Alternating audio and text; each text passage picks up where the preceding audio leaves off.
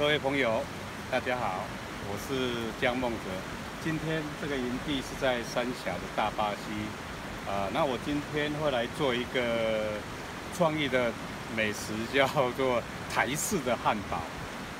因为以前我做的都是美式或欧式的汉堡，现在弄一个不一样的，但是材料内馅一样而已啊。那接下来呢，我还会再绣一些那个特别的灯，叫点头灯。电图灯啊，用石头就可以当燃料，可以当那个点灯的一个能源，风也吹不熄，蛮好用，蛮特别的一个东西。这是很古老的一种电灯啊，以前农业社会看得到的，现在应该很少人看过这个东西，也很少听过这个东西哦。那等一下等天亮的时候，我们再来展示一下我的点头灯哦。那各位如果觉得这个影片还不错，有机会呢再帮我们按个赞，右下角。你们的右下角那边Julian 江梦哲再帮我们点个赞，点个订阅，谢谢大家。另外呢，今天还有什么怪给西呢？会让他惊喜一下呢？好，很快就会看到了，就让我们继续看下去。谢谢大家。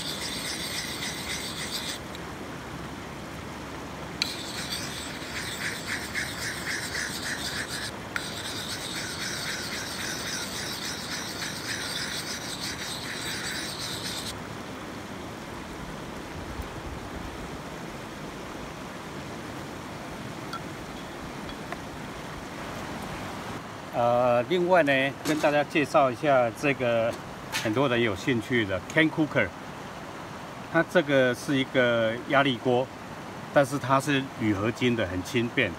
这应该是美国制造的啊，我在国外带回来的。看一下它有什么特色哦，把它打开。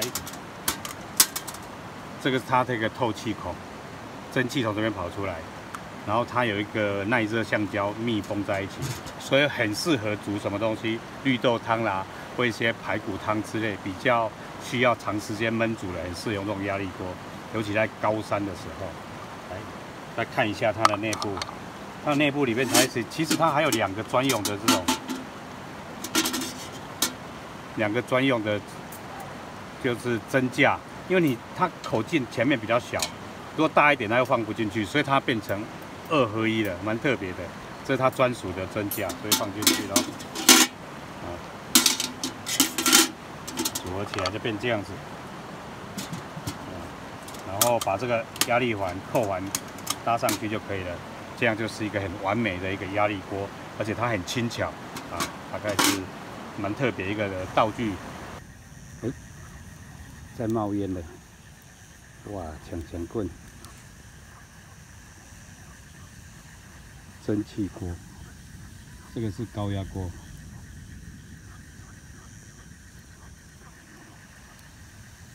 里面蒸的是什么东西啊？蒸的东西，等一下就揭晓了啊！我还在冒烟，好了，靠近看一下，它有一个透气孔，所以这是等野营用的 Can Cooker，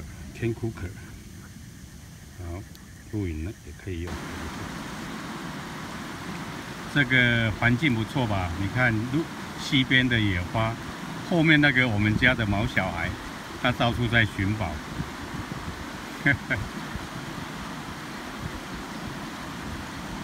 其实这个溪还蛮干净，也算是翡翠水库的上游，所以这里等于是没有什么污染的，环境保护也不错，所以蛮适合野营、露营的一个地方，可以就地取材，取用本地的溪水。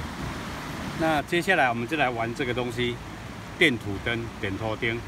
来，我现在来开始怎么样装它的石头啊？这个要先把它拆开，里面现在是空的，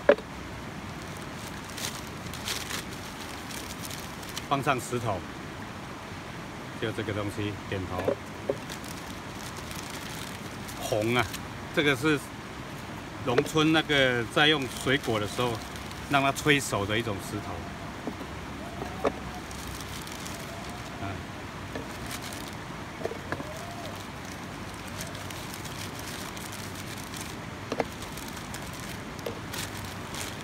好，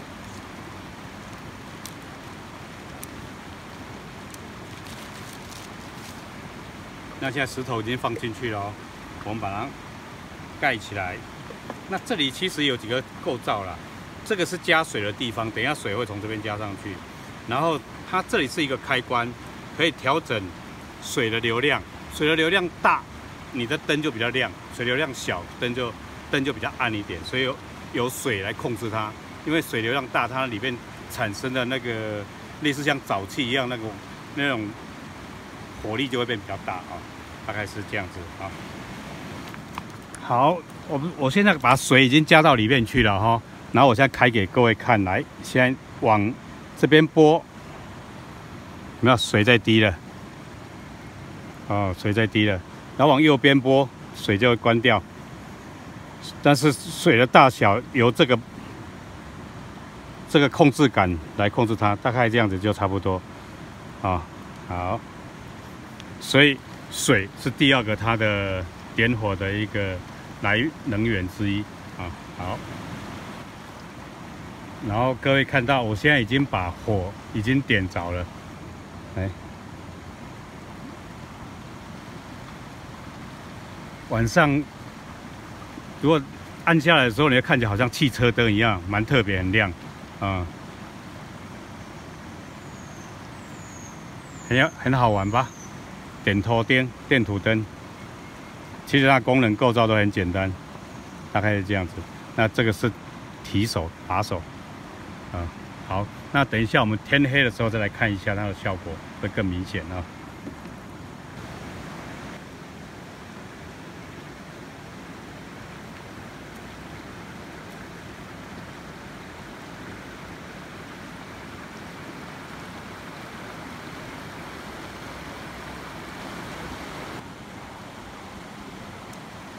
这是我们的营地，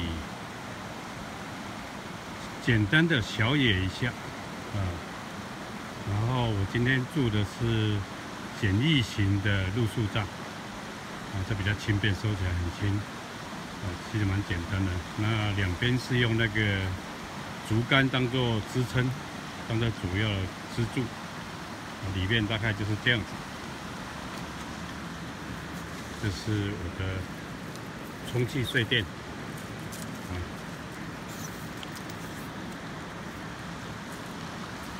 其实它还有一个透气孔，如果说睡觉里面才不会有水汽产生，要有透气功能比较好。大概简单的一个环境是这样子，紧邻溪边，因为它不是水库的下游，它是它的上游，所以这里也没有放水或涨水的问题，所以可以靠近一点水源区。它天气也稳定，上游也不会有下雨，所以还 OK。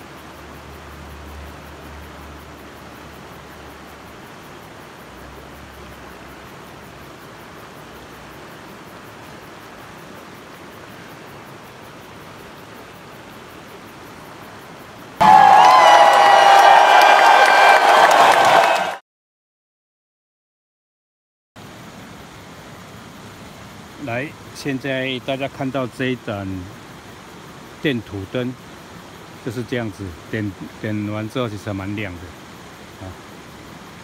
那手可以提在这一边，